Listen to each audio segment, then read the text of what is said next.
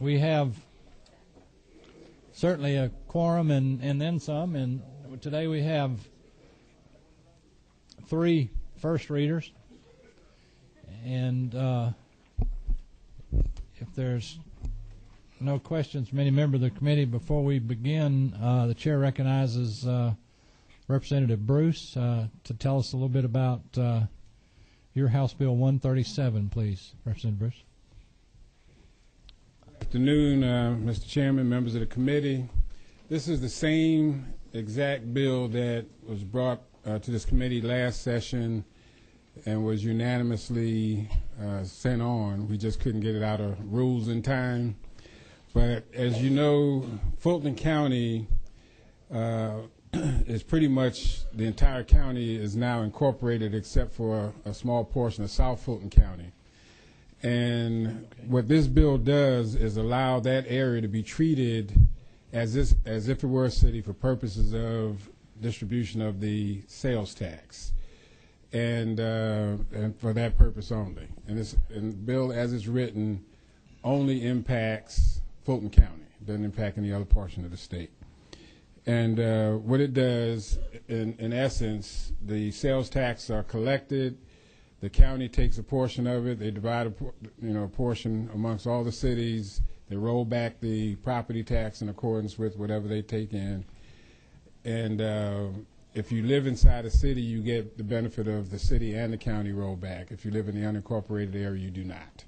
And all this does is treats the entire county the same way. That's the whole bill. Okay, thank you, Representative Bruce. Are there any questions from any member of the committee for the representative? I don't see any. We will assign that legislation, Representative Bruce, to our sales tax subcommittee. And okay. Who are my chair? Here we go. Chairman Martin Scott, Don Parsons, or David Knight. Any of those 3 gentlemen that have the time and place can arrange a hearing for you at your request and convenience. Thank you very much. We look forward to deliberating that legislation. Thank you, sir. Thank you. Before I call the next second reader, I almost forgot something really, really important, at least to me personally. There's one member, a new member of this committee, I hadn't had a chance to introduce, but he's here with us today, and actually was here when I was absent yesterday. But I want y'all to know I'm delighted to have one of my best friends in the whole world now on the Ways and Means Committee, Representative Will Talton down there. We're glad to have you, my friend.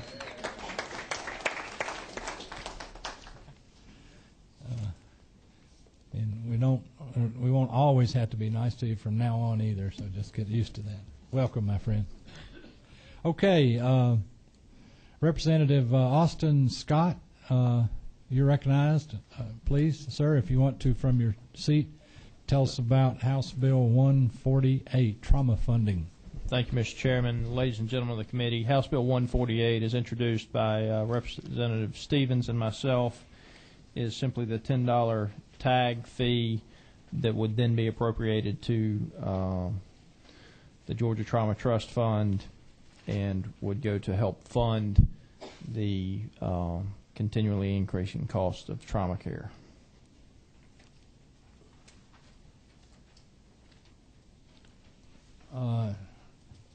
You yield? Or any question? Yes, sir. Anybody have a question for the author of this legislation?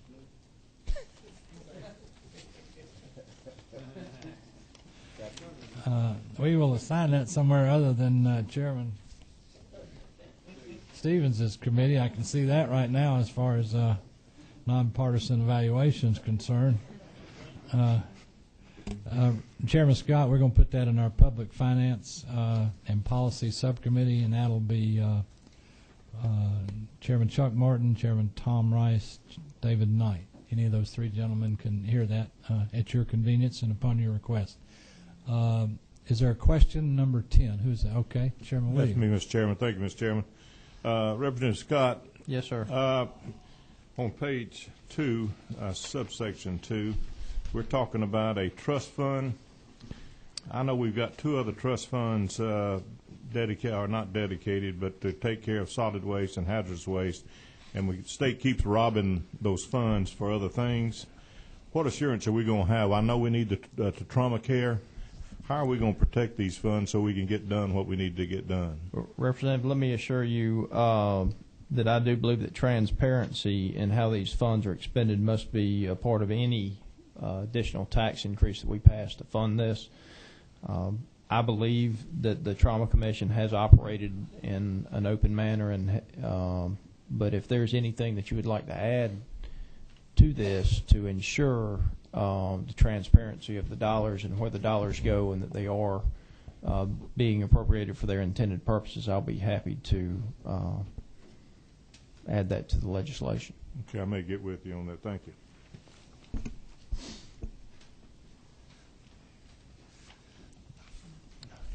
I know you'll be excited to hear back from him on that. Any other questions for Chairman Scott? Anybody? Ms. Teague, is that your? Oh, I'm sorry. Excuse me. Okay, Chairman Scott, we're going to again. That's public finance. That's already signed, and we thank you for that.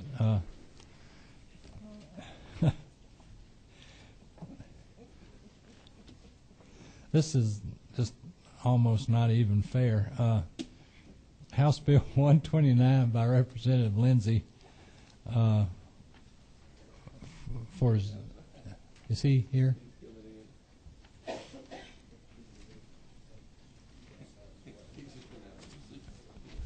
Representative Lindsay. My apologies, Mr. Chairman. In addition to all your other eloquence the last 3 days, could you tell us about zoo renovation, please? I believe, Mr. Chairman, you've just about covered the bill. House Bill 129 is simply a bill to help the Atlanta Zoo in regards to its renovation projects. I am requesting a fiscal note. According to them, the construction will actually not begin until 2010, and so I'm trying to see, quite frankly, how small a fiscal impact we can have in the 2010 budget, because I know it'll have a great deal of impact on whether or not I can get this passed. But I will be we'll be getting a fiscal note, obviously, before we move any further. Basically, what it simply does is, as we have done with other museums and parks and zoos and that have a great public interest and are heavily funded by the public, we are simply trying to help them with their renovation projects. We expect some type of fiscal impact over several years, over about a 5-year period of time, of around somewhere between $600,000 to $800,000. I'm ever so impressed with your diversity.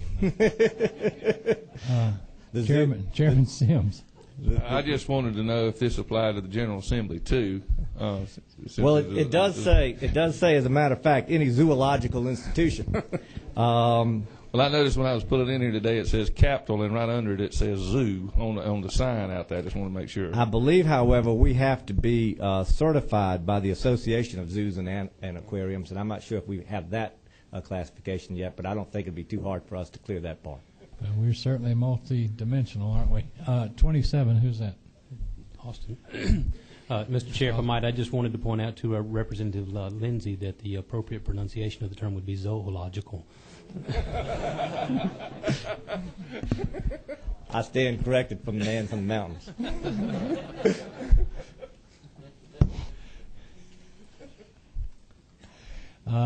And I'm sure that freshman legislators will find out real quickly that those kind of things come right back around. Yeah. I might want to remind you that I do chair the Appropriation Committee on Education.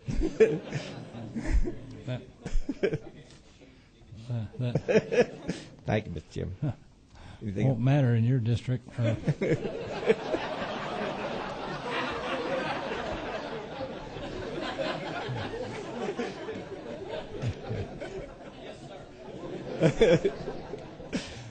My apologies. We're about to take up some very, very serious business, and I think there's been a lot of late nights and long hours, and so we needed a little levity, but it's only that, and we'll shift back to the business of the people of Georgia. While you're there, yes, sir. We have 4 second readers today, and passed out of the ad valorem tax subcommittee yesterday. House Resolution 1, but Mr. Chairman Roberts, would you let us know how that passed? What recommendation you make to the full committee? Yes, sir, Mr. Chairman. H.R. 1 passed out of your ad valorem taxation subcommittee yesterday with a do pass recommendation.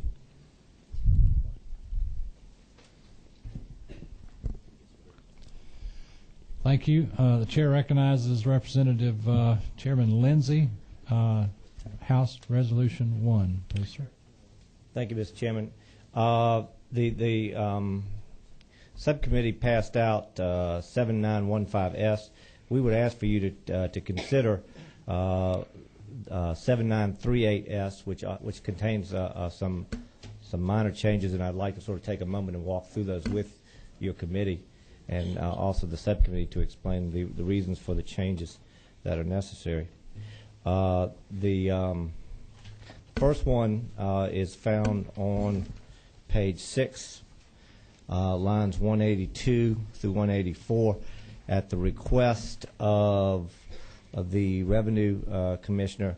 As you discussed yesterday in the subcommittee, this was language that they suggested because of property owned by utilities.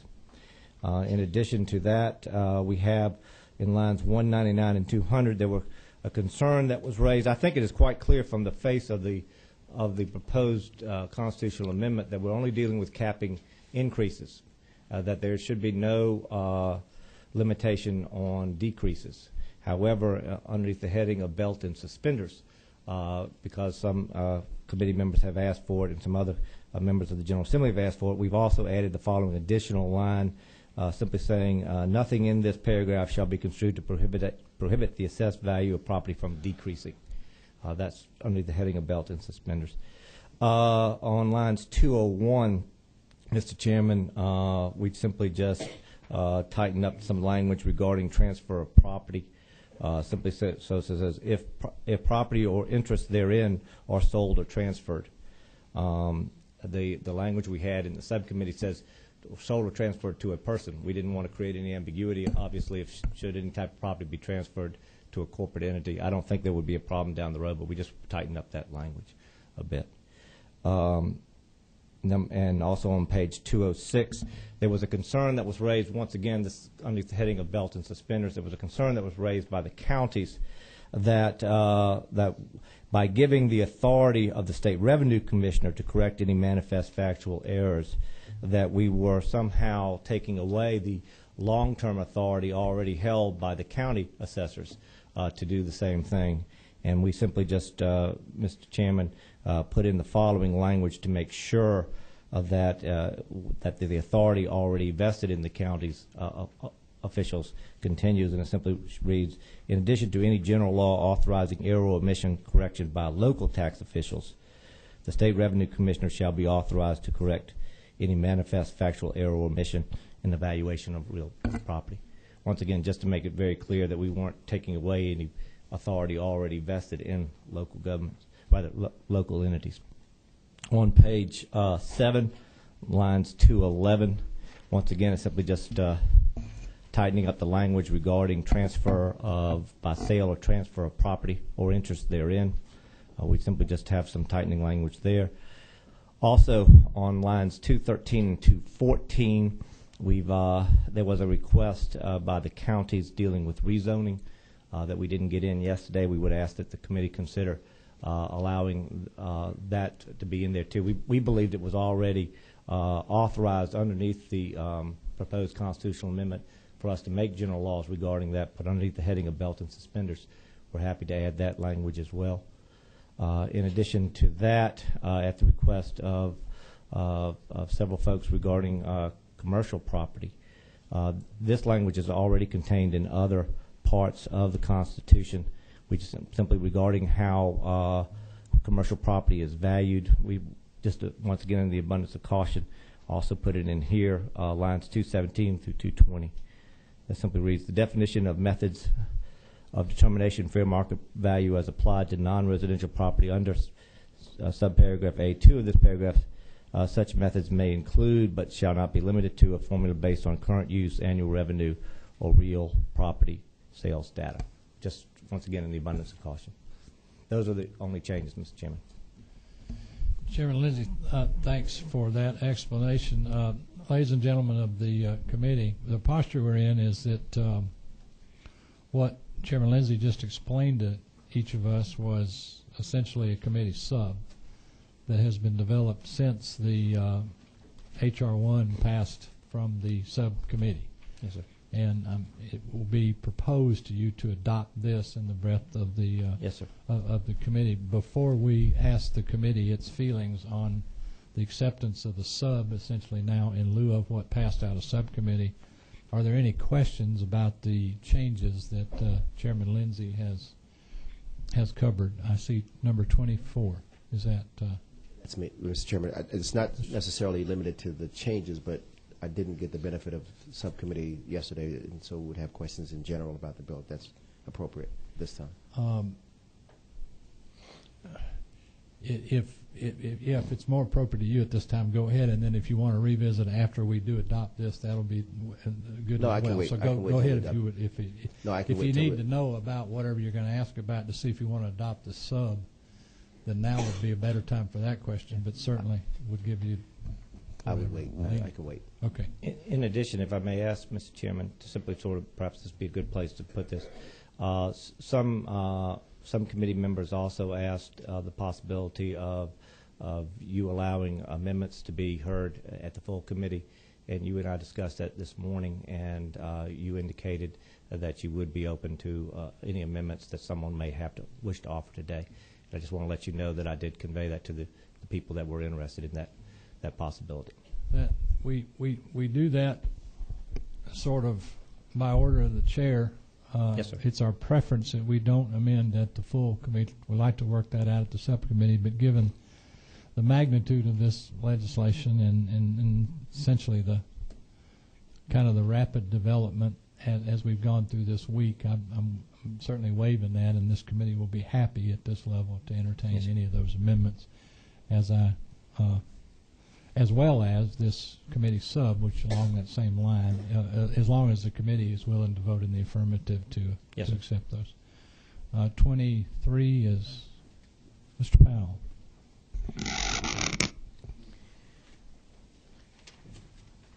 Is it your position that the provisions of subparagraph B at the bottom of 6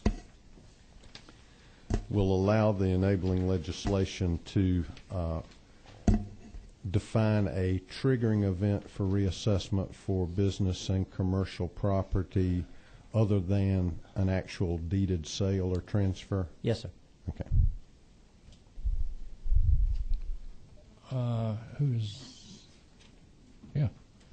Secretary of the caucus, Representative May. Thank you, Mr. Chairman. Imagine me having a question. Thought you were in Savannah. Chairman Lindsay, I have a question. I do like the changes in the tightening of the language you put in here. I have one question just for clarification purposes, so I have an understanding. On page 7, on line 217, and then this is to make sure in my mind I understand what this is. Is there a different? Are we using fair market value for non-residential and assessed value for homesteaded? No, keep in mind that with non-residential, there are actually 3 different methods of calculating assessed value. One is market, the other one is income, and the third one I believe is cost. If I have got that right, Mr. Chairman. This simply just sort of reinforces that aspect. This is something that already historically has been recognized in the assessment process. So that's the way for instance, the counties would currently do it for the different types of property? Yes. Okay, thank you. Yeah. Is 12 Chairman Martin, Scott? Is that who's light? Or Well, Chairman Martin. Chairman guy. Martin. Chuck Martin, excuse me. Mr. Chairman, I don't know if this is appropriate, and I'll be happy to wait. I have a question to the author just about the general effect this may have on Georgians and taxpayers. Do you want me to wait till we adopt that? Yeah, let's see if we get just the changed aspects of the committee sub in first, and then we'll be glad to get back to that. Thank you for your patience in that regard. Other questions regarding the committee sub submitted? I hear a motion that we adopt the committee sub for consideration at full committee. I have a motion and a second. Is there any discussion on the motion? All in favor of the motion signify by saying aye. Aye. Opposed, like sign. Okay, before the committee now is LC 187938S, which has been explained to us by Representative Lindsay. Number 4, is that a question on procedure at this point in time? Or okay, you waive 24. Is that's I think I'm going to give him a chance to explain the bill now, if you don't mind, and then we'll have general questions on the entirety of it and also the policy. But if you'd rather go ahead now, that's okay. Okay. All right. Make sure I'll keep you. I promise to keep you first in line. Representative Lindsay, you recognize for the purpose of explaining now LC 187938S to this committee for consideration. Thank you, Mr. Chairman. As I have discussed with you before, this is kind of this is our legislative version of Groundhog Day. I've had the great pleasure to come before this committee several times dealing with the proposed cap on property tax reassessments, and I was very pleased when we were able to vote it out of committee in 2006 and again in 2008, various versions, and hope that we can pass it out with the same amount of bipartisan spirit that we've seen before when these bills have been proposed and passed out of this committee. I believe that over the last 2 years regarding property tax reassessments, I believe this committee has only, in the past, only offered one dissenting vote, in fact. So I'm looking forward to hopefully the same kind of response. Basically what the bill does is cap property tax reassessments in this state on all real property at no more than 3% of the rate of inflation, whichever is less. The purpose behind this is in several ways. Number one and foremost is we are searching for a way that our constituents will consider to be the most fair way to assess value when it comes to property taxes. What I have emphasized to folks who, when local governments or someone else says, well, I don't know if it's fair or not, my argument back to them is that it's not whether or not those of us who govern believe it to be fair, but whether or not our taxpayers believe it to be fair. Therein lies the rule. That's been a mantra of our society from the time of Boston and the Boston Tea Party to the present, that it is those that are paying the taxes that need to decide whether or not it's fair. And this is a system that has been unilaterally, rather universally recognized throughout this country as a far more fair method for determining the value of property, which is basically to have a primary focus not on unrealized gains, as we have seen in our present system, but rather start with a certain basis on the investment in the property and have that be the primary focus from that point forward. And that's what we're trying to do here is number one, institute a system that has been generally recognized in other states where this is passed, and even in Georgia where it's passed in certain local bills. For instance, Senator Stevens' proposal, Stevens Day down in Savannah. I do not know of any time in which this has ever been put on the ballot throughout this country in which it's failed to receive somewhere between 70 to 80% of the vote by the populace. So that is a clear indication that they themselves, the folks who brought us here, believe that this is to be a far more fair system. What this bill does, in addition, in terms of its practical application, practical implementation, is slammed shut the backdoor tax increases that we've all seen in our local communities and that our citizens are screaming so hard about, and instead requires elected officials, whoever imposes a property tax system, to go through the front door. If they wish to raise more revenue through property taxes, they need to go through the front door and do so by adjusting the millage rate up, or hopefully maybe even down occasionally. That's essentially what we're requiring them to do. Nothing more, nothing less. You've heard from some people talking about, well, we're going to lose this amount of revenue or that amount of revenue. No, they won't. All they will do is lose the ability to increase revenue through the back door. And in the future, they'll have to do it through the front. We believe that this is, like I said, so therefore not only is it a system that the taxpayers believe to be a more fair system, but in addition to that, it is also a system that will increase accountability by our elected officials, and as a result, I believe will also lead to a far more responsive government. Therein lies sort of the nutshell of what we're trying to do here, Mr. Chairman. Representative Flood, if you're ready, you're 25. You're recognized for the purpose of a question. Thank you, Or Mr. more. Chairman. To my fellow Wildcat, good to see you here. I think that this is, in theory, a sound idea to limit the amount of increases that a property owner would see from a year-to-year basis on their property tax. But just had a couple questions for clarification purposes. Help me with the rationale for the state imposing on local governments limitations on opportunities for generating revenue without giving, at the same time, an opportunity to create revenue. Well, once again, I don't believe it's a limitation on raising revenue. It's a limitation on being able to raise revenue through the back door. I believe that that the local governments can continue to raise revenue through the front door, which is to adjust their millage rates. That's the number one premise. Regarding imposing on the local government, I believe that this is the ultimate in local control, because the people will first vote this in. And in addition, if you will look on the last section of this bill, if any particular county should feel that this is not right for them, they can, in fact, remove the limitations that we put in here by, once again, local legislation and a referendum. So I believe that it is the ultimate in local control. The second question, you probably are aware, as most of us are, that there are budget deficits across the country, and one place in particular is in California, where they had property tax limitations, cap. They also put limitations on millage rate increases. I want to emphasize there, and therein lies most of the problems with California, were the limitations on millage rate increases. So are you suggesting that we would not be creating the same potential risk in Georgia because of the flexibility? I also believe that in California they did allow the local government to create additional revenue sources or revenue streams. And we may very well, through general law down the road, Representative Flood, need to look at those other areas. It has been a concern of many of us in the General Assembly that far too greater emphasis is placed on property taxes in terms of raising necessary funds for local services, and perhaps other means need to be taken as well, offered as well.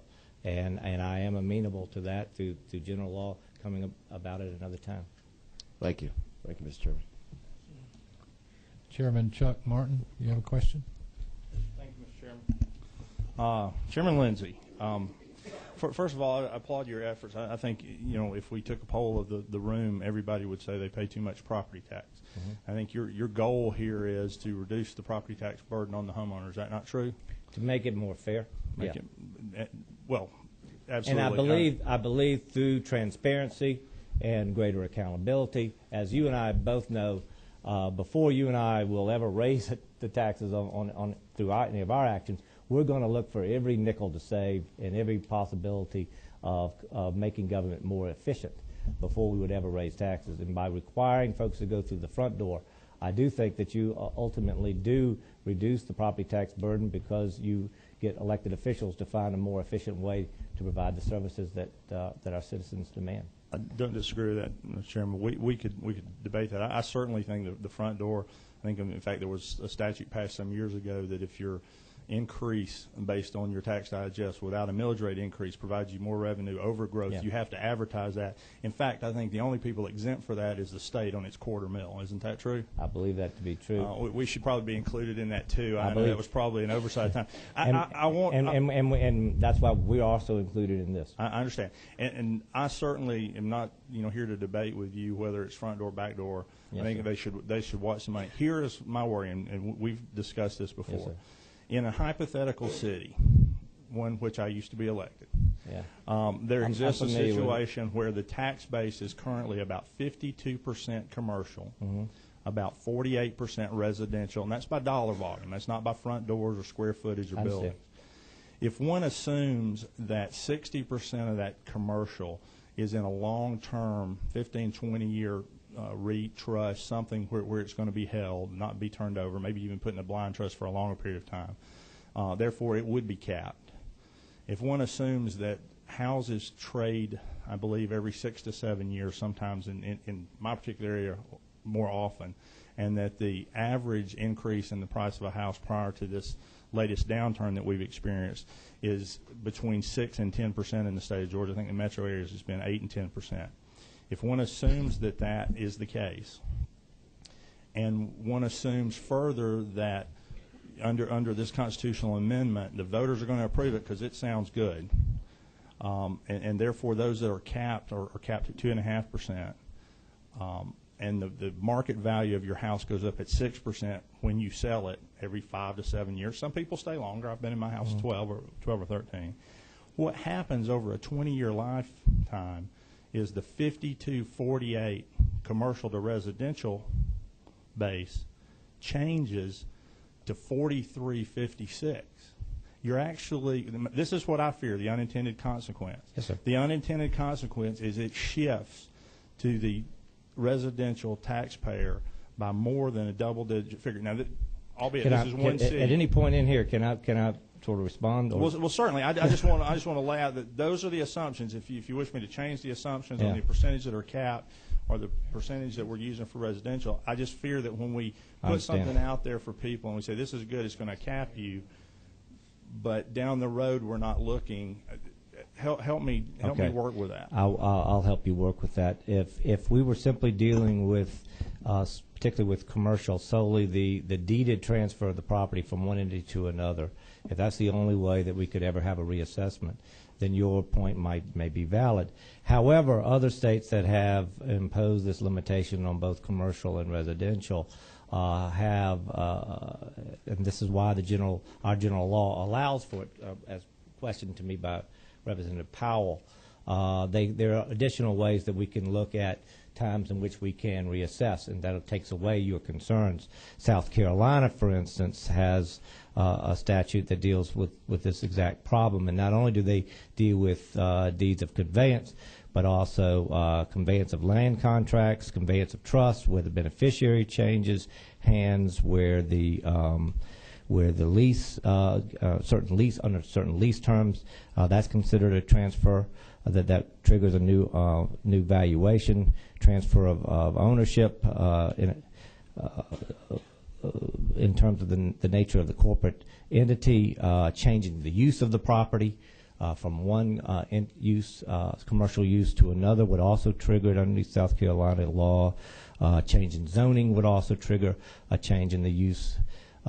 These are just certain examples that they have come up with. In addition, if it's a publicly held corporation, given the assumption that stocks will change hands, that after a certain period of time, there's assumption that if it's a publicly held if it's land held by a publicly held corporation, that after a certain period of time, the ownership has in effect changed because of the nature of the buying and selling of stocks. So that automatically triggers. So there are ways to deal with the exact concern that you have, and I appreciate your question because I think some people are concerned that what we're that will end up happening is that corporations will find a way around this law and simply just hold it, in some type of LLC or some type of blind trust, as you mentioned, and be able to avoid having a retriggering similar to what we have in residential.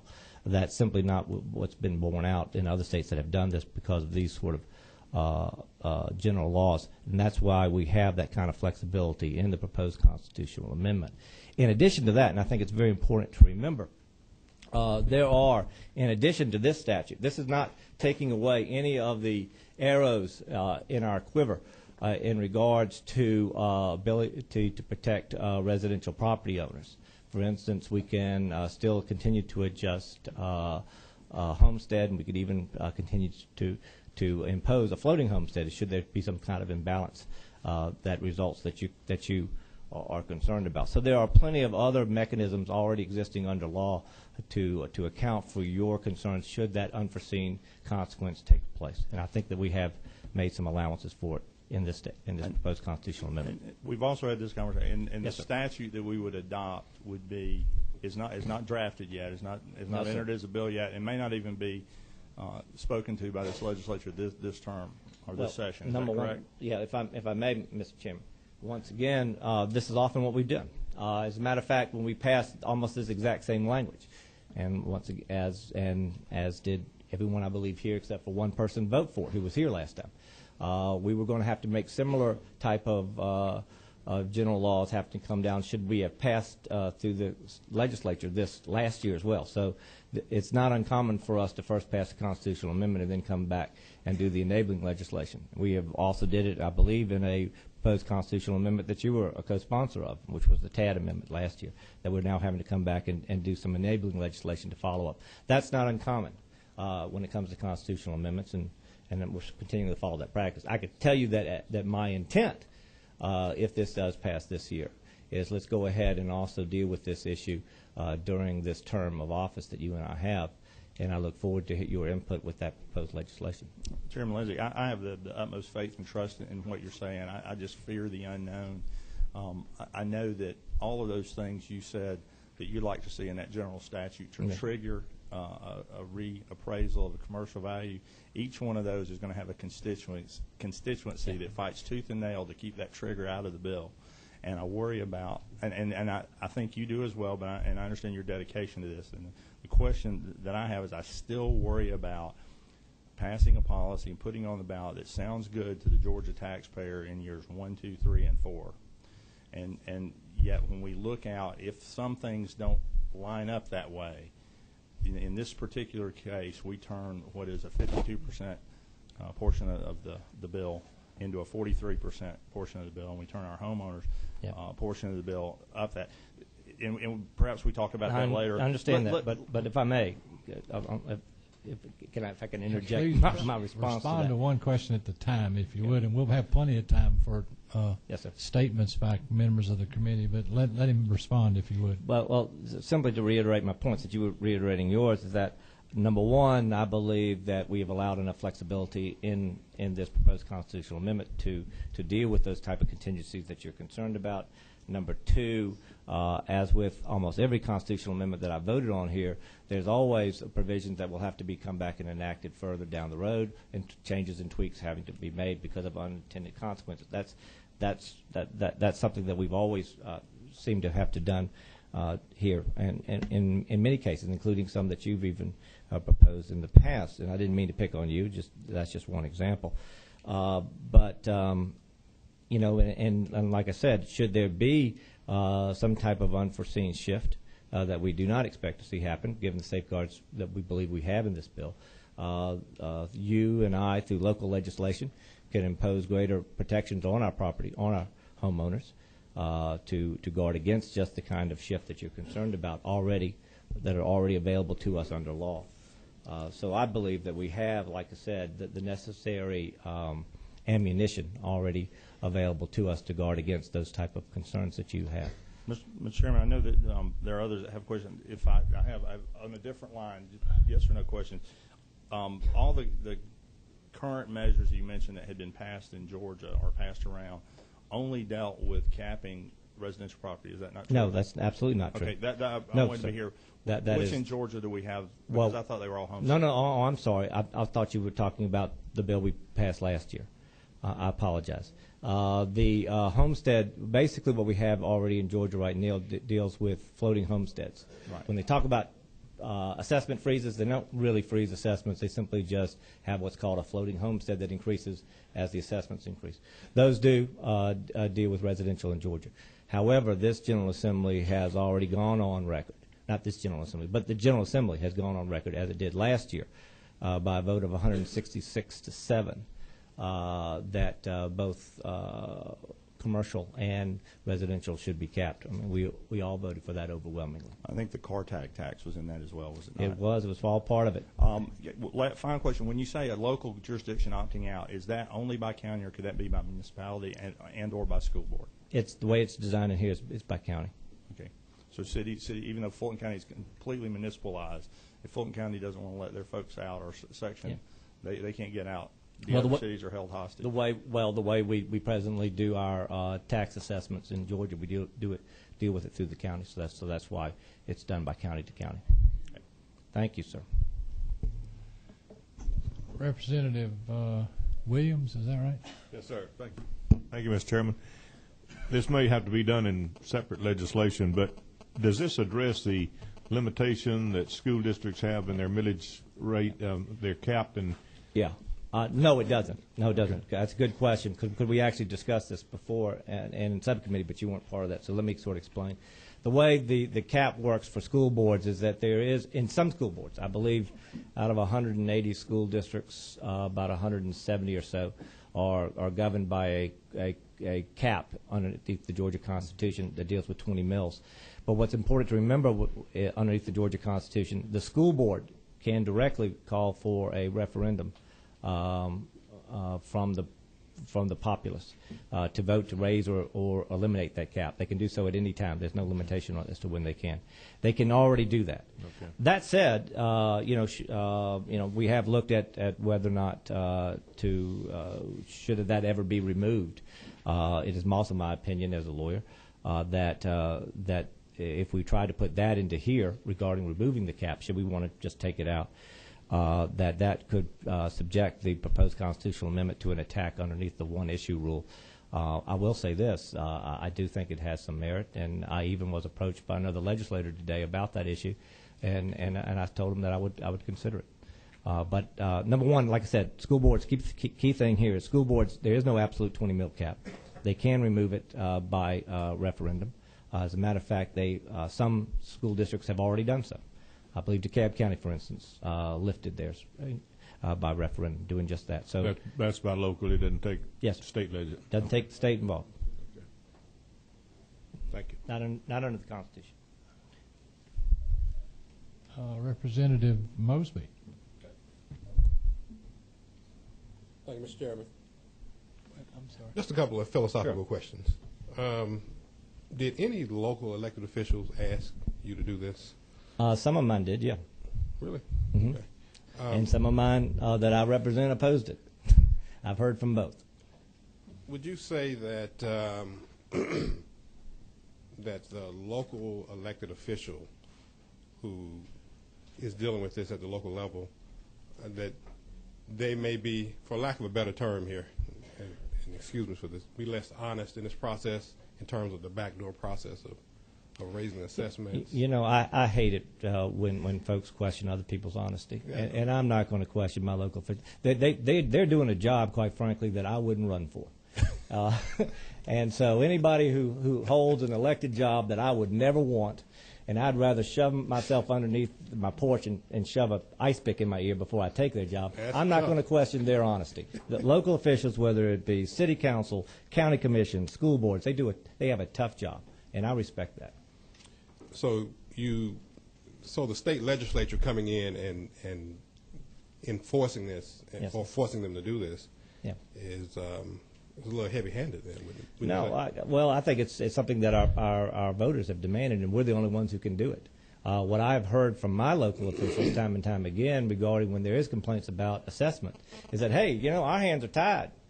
We have to deal with the state law regarding how assessments are done. So don't blame me if your assessments go up. Blame the state legislature, because they're the ones they're the ones who drafted the Constitution. They're the ones who draft the general law and force us to do these reassessments. It's not my fault. So I'm simply taking up those local officials at their word. They have and accurately so said, hey, these reassessments, if you don't like them, don't blame me because I don't have any control. I'm just following state law. That's why we got to change state law. Thank you. Thank you, Mr. Chairman. Appreciate it. Is that you, Chairman Stevens? Just curious. I'm trying to look at this as maybe another point of view. Isn't it true that, as we said a little earlier, that most of the exemptions that are out there now, for example, floating homestead exemptions and other, are on homeowners?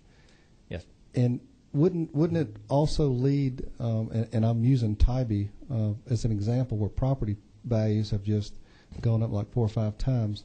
For small business owners there, couldn't this potentially be, instead of tax abatements to businesses coming in, an absolute incentive for business to bring jobs to Georgia? It could very well be so, because for the same reason I talked about earlier, by requiring local governments to be more efficient, they're less likely to raise taxes. Thank you.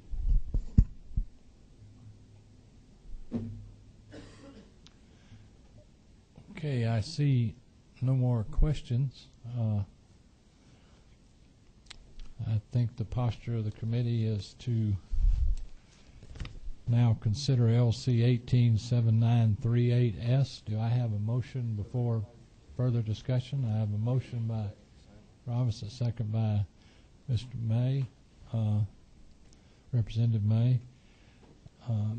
Before we hear on the motion, is there any member of the committee that wishes to be heard on the bill? Before consideration, Chairman Roberts. No, sir. That was just to make a motion. Any member of the committee which wishes to be heard today on the bill? Is there any further discussion regarding LC 187938S, which we have a do pass motion in a second? Hearing none, all in favor of the motion signify by saying aye. Aye. Opposed, like sign. I think the ayes clearly have it, but I'm happy to have a hand count if the nays were. Would you request a hand count? All those in favor signify by raising your right hand.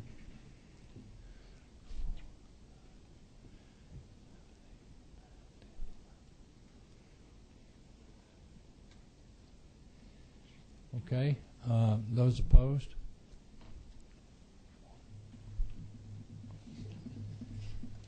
I'll give you both of those even, unfortunately. The motion carries. We will submit this legislation to the Rules Committee with a recommendation of due pass from the Ways and Means Committee. I now will relinquish the chair to our co-chairman, Representative Sims. Asked to be recognized.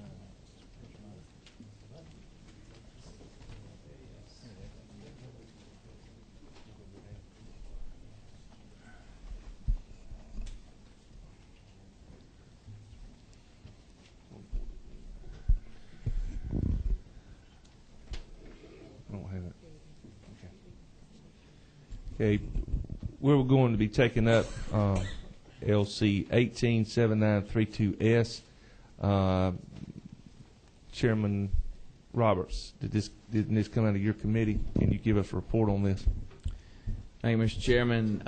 Your ad valorem taxation subcommittee met, and we have a due pass recommendation on HB 143, LC 187932S.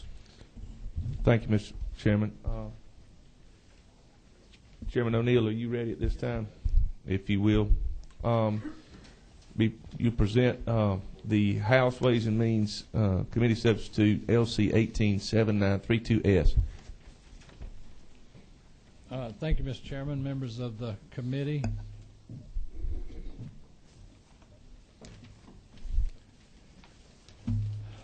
This is what House Bill 143, I guess it is. I'm sorry about my... If I were less than 100 years old and could still see, I could do this quicker. My apologies to the committee. House Bill 143 is what we have been kind of commonly referred to as the homeowner tax relief grant legislation. The bill is, in my opinion, very straightforward. It has two very distinct initiatives in the legislation. One is to mandate that we fund the homeowners tax relief grant that we appropriated in the big budget that we voted on last year before we left this General Assembly. To put that in other words is that we gave the people of Georgia our word that we were going to make those grants to the homeowners of this state, and it's now not in the supplemental budget, and this bill says we keep that promise. It's really that simple. Obviously, from an appropriation standpoint going forward in that committee, it's going to be very painful, but this bill says we keep our promises. That's number one. That's the biggest part of the legislation, essentially. I don't think anybody here that's been in the country the last 6 months could possibly not be aware of the incredible decline in our economy. When we left here last April, after that appropriations, we had a prospective economic estimate of revenue collections of taxes in this state at the state level that we now find only 8 months later will be deficient by well over $2 billion with a B dollars. We relied, like we have to under the Constitution, on those estimates, and we budgeted accordingly. And we made the promises to our local governments and our school boards that we would pay, and the citizens and homeowners that we would appropriate the grants that were in that budget. Because we have now seen, I think, Murphy's Law at its finest hour. What can happen seems to happen, very painfully so for everybody I know over the last 6 months, especially in this country. We now know conditions can change, and they can change very, very rapidly. And so part 2 of this bill is that in the future, if we make this appropriation, in other words, we make a promise to the people that we do so only after we have literally absolute assurance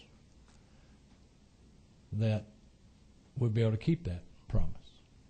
So we essentially changed that appropriation to the supplemental budget, which gives us 8 months more to look at actual economic data before we make the promise.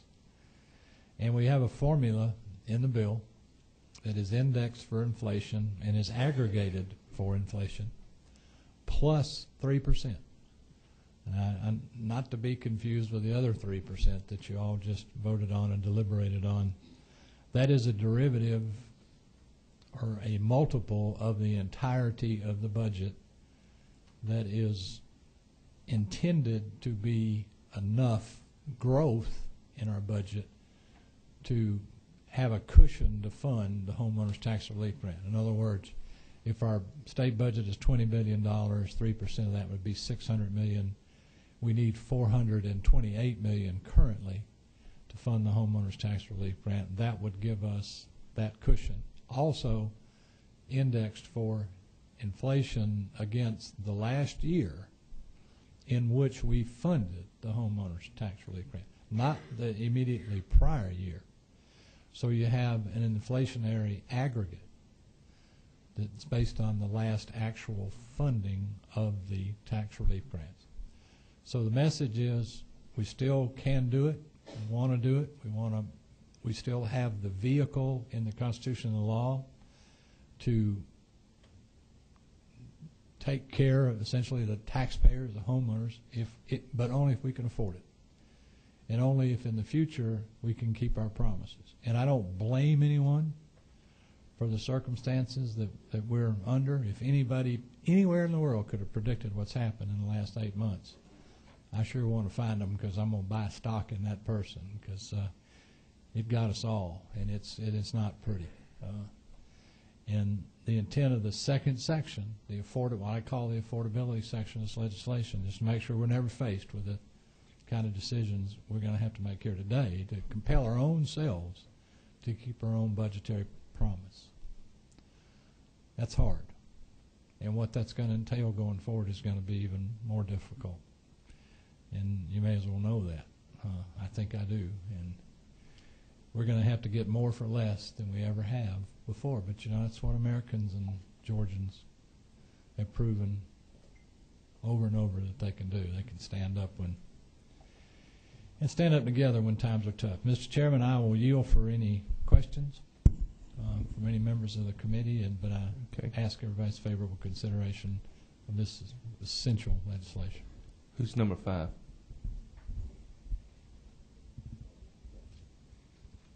Okay, wait. Do we have any other questions from any other members of the? May I entertain a motion at this time? Have a do pass and second. Any discussion? We do have discussion. Number 13. Ms. Abrams. Thank you. And I said this earlier in subcommittee. and I just want to reiterate, I applaud the attempt that's being made by this legislation to at least guarantee some security for those who will face the specter of having these grants become a delinquent bill should the governor opt to use his constitutional line item veto and strike the appropriation. I think the chairman made an excellent point earlier today that this is a grant and not it's not an entitlement. However, I think anyone who has children recognizes that a grant given over time, like an allowance to children, eventually becomes an expectation, and people make their plans around it. And I think, particularly in tough economic times, we're called upon as legislators to help make those tough choices, and for us to make tougher choices than homeowners should.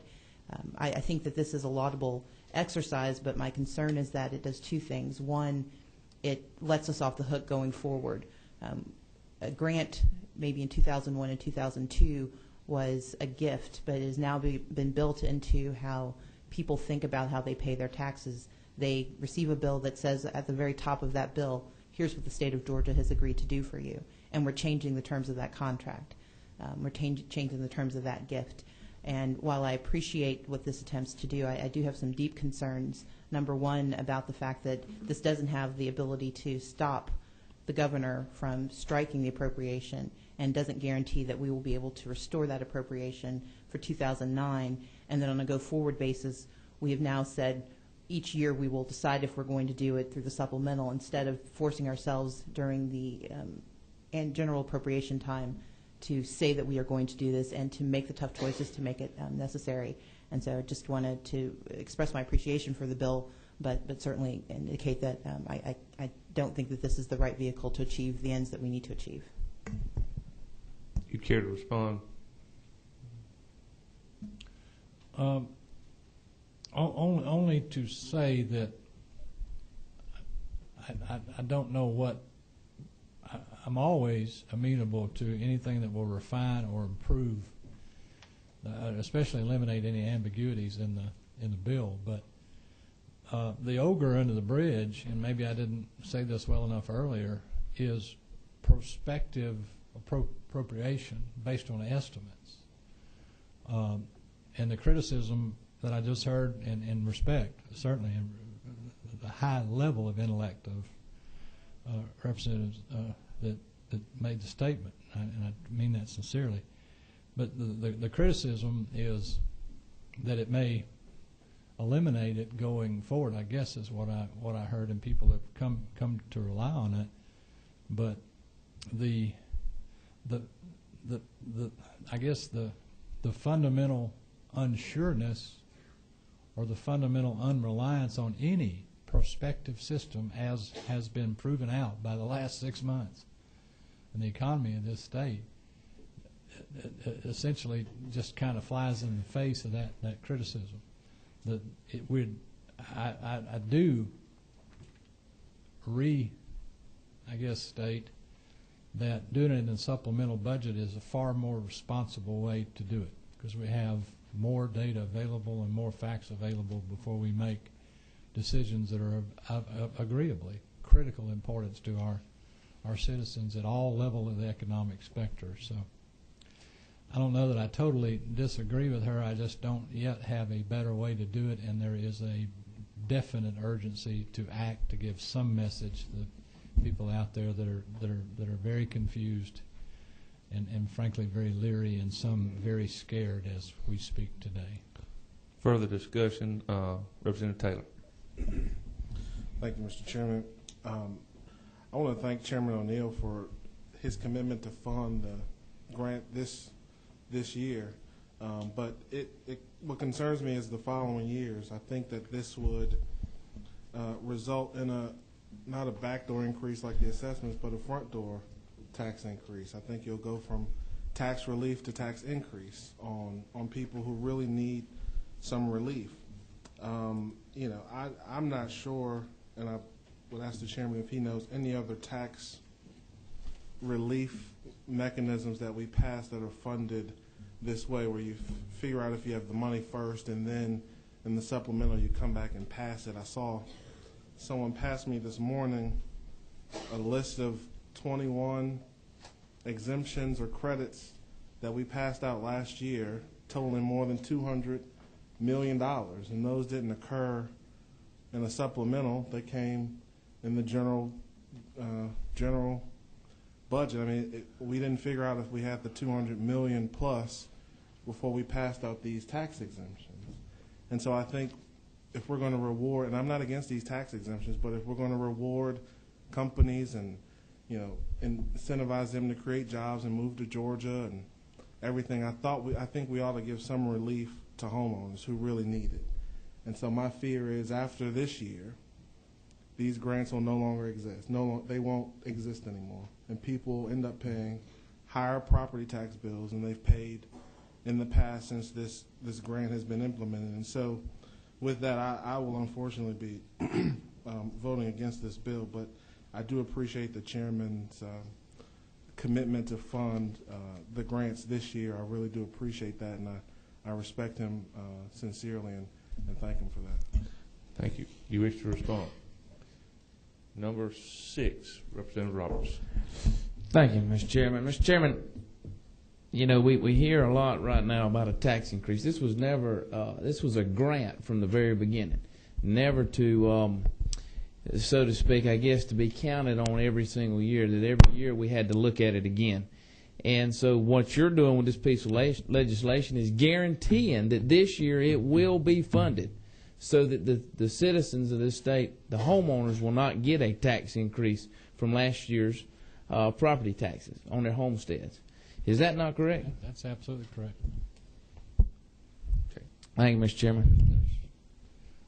There's not a dollar new tax anywhere in this legislation. The counties, the cities, and the school boards absolutely promulgate their own budgets and set their own tax rates. It's Number just 25. Who pays it.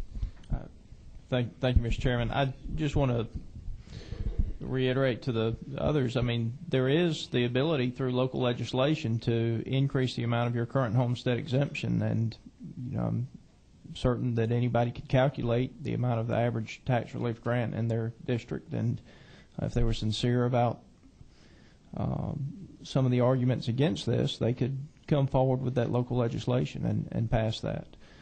I want to thank you for what you've done. I think it's the most reasonable solution to a very, very tough problem that I've seen in a very long time, and I want to thank you for your ingenuity in coming up with this solution. Thank 23. you. I don't deserve that. But 23. Mr. Chairman, the fiscal responsibility of this by allocations through supplemental rather than the big budget.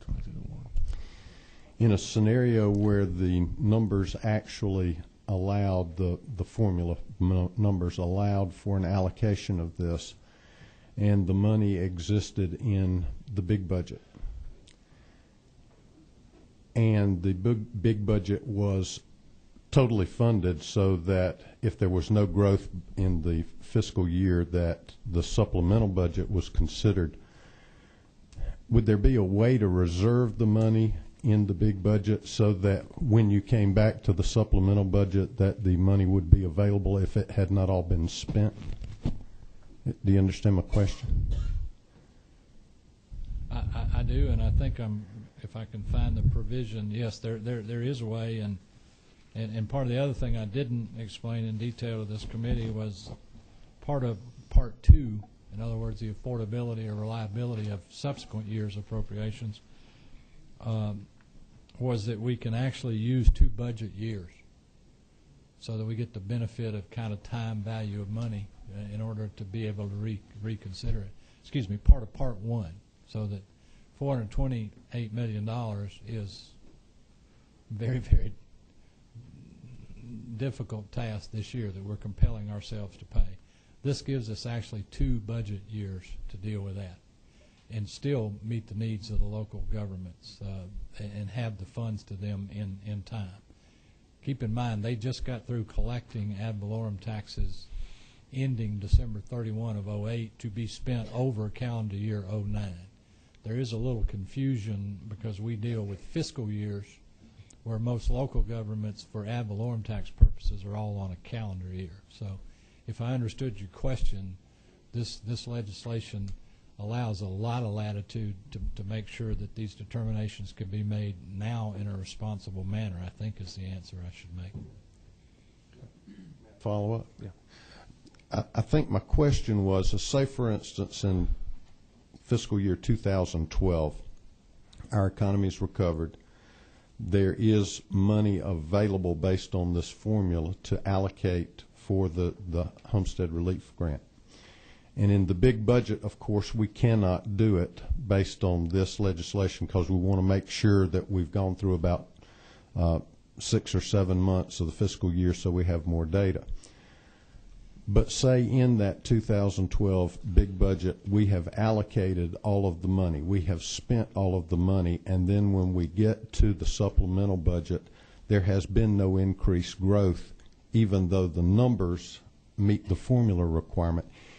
And I guess my question is there a way under this statute or a way under the budget process that we could reserve some in the big budget, though we don't allocate it, whether we put it in the rainy day fund or something like that, and then can use it later? Do you understand? If there's no growth from the big budget to the little budget and we've spent all the big budget money, then when we came to the supplemental budget, we would not have the money to do this. Am I making sense? Mr. Chairman, I think he'd take a constitutional amendment to do that. Well, I think also it's mutually exclusive. I think if we've got index CPI increase in growth, which is a factor that we do tabulate every year for some various reasons, and in addition to that, 3% more growth over the last year that we budgeted this, I don't think the circumstance which you talk about could happen unless I'm misunderstanding it.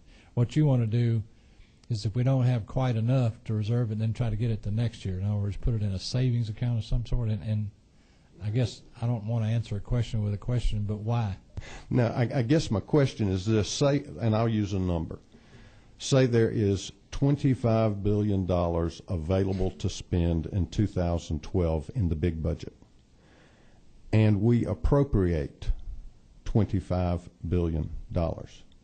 And then when we get to the supplemental budget, there has been no increase in the 6 months that we've been operating. So under the formula, the 25 would have had some money for homestead relief grants, but we've spent it all in the big budget. So when we get to the supplemental, even though it meets the criteria, there's no extra money since the big budget had been allocated. I don't know. I think I understand what you're asking, and my honest answer to that is I don't know. I don't know of any provision that's in this bill that deals with that, and if that's a huge concern to you, maybe you can get an amendment up and bring it to rules. Okay. 21. Representative Graves. I just want to respond to Representative Powell's question. I think one way it could be accomplished, and I do think it can be accomplished, the governor sets a revenue estimate, and it doesn't mean we have to appropriate to that revenue estimate. So there is always the possibility that we appropriate an amount just a touch short, which leaves a surplus in a following supplemental budget. I think you're absolutely right. Representative Stevens. Actually, Representative Graves, just word for word. Okay. Thank you both. My head's a little mushy these days. Representative Teague. Yeah. I think I understand why you want to do this bill, but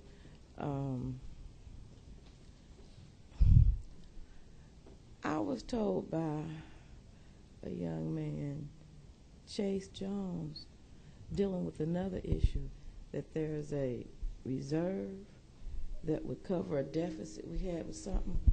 Wouldn't we have a reserve to cover this particular item? And then the other piece is, will the governor sign this? I can't speak for the governor. I'll answer your last question first. We have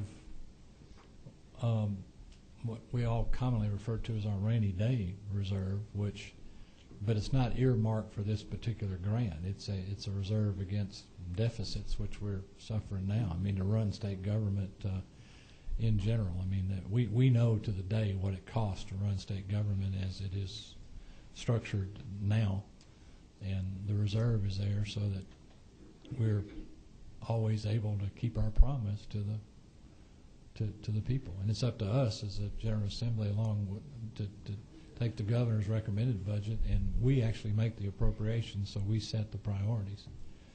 But specifically, I don't know of a reserve that is specified, earmarked for homeowner tax relief grants. That's up to us. That's what they elect us to prioritize, is my understanding. Representative Scott, Martin Scott. Thank you, Mr. Chairman. Mr. Chairman, very quickly, I would just like to say thank you for doing this legislation. I've had several calls, I'm sure, just like everyone else, from constituents back home, concerned that we were not going to fund this grant this year, and I know that that's not decided yet. I realize that's still something that's being worked on. But I do want to thank you for this bill and the attempt to make sure that we're able to fund this year, and also for the honesty of this bill, the transparency. The fact of the matter is that this does tell the folks back home that we don't know that we can provide this every year. It depends on the economy, things that are well beyond the control of this General Assembly. And I thank you for the transparency that this provides. I've talked to folks back home and told them about this bill, and everyone who's called with concern about whether or not this would be funded this year, the homeowners tax relief grant, they were glad to hear that we're working to try to keep it for this year. But in addition to that, they were also happy to hear that we were going to try to do a better job of managing expectations with transparency about how it would be funded in the future. And so I do applaud you on this bill. I'm thankful for it, and be glad to vote in favor of it as soon as we get an opportunity. Thank you, sir. 27. Thank you, Mr. Chair. Mr. Chairman, I too want to applaud you as one of the persons, as a former county commissioner, who sat at a table and went through the budgetary process last year and built a budget for fiscal year 08-09. We definitely, local governments definitely need this to come back, and so I applaud the efforts of doing that. And it's very needed. Local governments, as you well know, and you've artfully articulated the necessity of getting this money back, and I appreciate us, according to this bill, being able to fulfill that promise should it pass. I thank you for that. I wanted to make a comment to those that might potentially thinking about no voting this particular bill because of the possibility of non-funding in future years.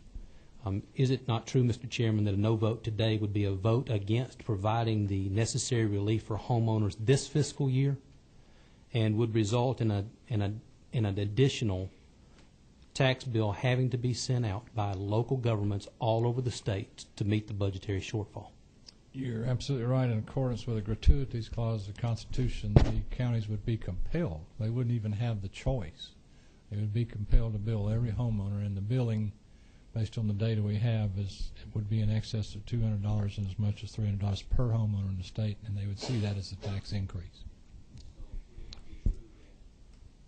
It would, in essence, be throwing the baby out with the bathwater because we can't have it in future years. We're not going to give it this year.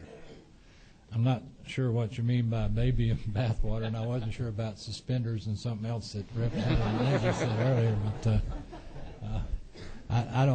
I can't think of any other ways to say what the proposition is, but before everybody. And I wish there were easier ways to do what we're having to consider here today, but I've not been able to figure them out. But I'm open for suggestions. Representative Abrams, we're going to try to start winding this up. Certainly, and this is a brief clarification. Mr. Chairman, once again, I appreciate Representative Austin's question, but I would like to put a bit more clarity around that. The passage of this bill does not guarantee the funding of, or does not guarantee that homeowners will receive the tax relief grant. What it guarantees is that this body reaffirms its commitment to that grant, but it does nothing to disturb the constitutional prerogative that the governor enjoys to strike that line item appropriation at his will. Is that not correct? And therefore, even if we take this action, there's nothing to preclude the governor from unilaterally deciding to strike that appropriation and thereby still create the consequence that Representative Austin pointed out, which is that if appropriation is not made the monies will not be sent, and thus the bills will be sent by the county. The counties will be forced to bill their constituents. I respectfully disagree. There are things that could preclude the governor from that, or not to use the O word, but there's actually the possibility of overriding such a veto. Is there any guarantee? I guess the question posed by Representative Austin essentially stated that this provides a guarantee, and my concern is that I don't want to leave anyone listening or watching this with the understanding that this is a guarantee. What this is an additional, to appropriate Chairman Lindsay's, metaphor that is not in favor right now with the chairman, the belt, and it's suspenders and belts around what we've attempted to do through our lawful power, but we have absolutely no guarantee that we will have the number of votes to override a veto, and there's nothing to preclude the governor from vetoing this budget item. Oh, absolutely not. Okay, thank you. Mr. Chairman, there's no further discussion. I think we're going to try to wind this up. We've got a motion on the floor, do pass, and a second. I think the vote is now an opportunity. If you're in favor of the bill, please raise your right hand. Please count, Ms. Lindsay. All those opposed?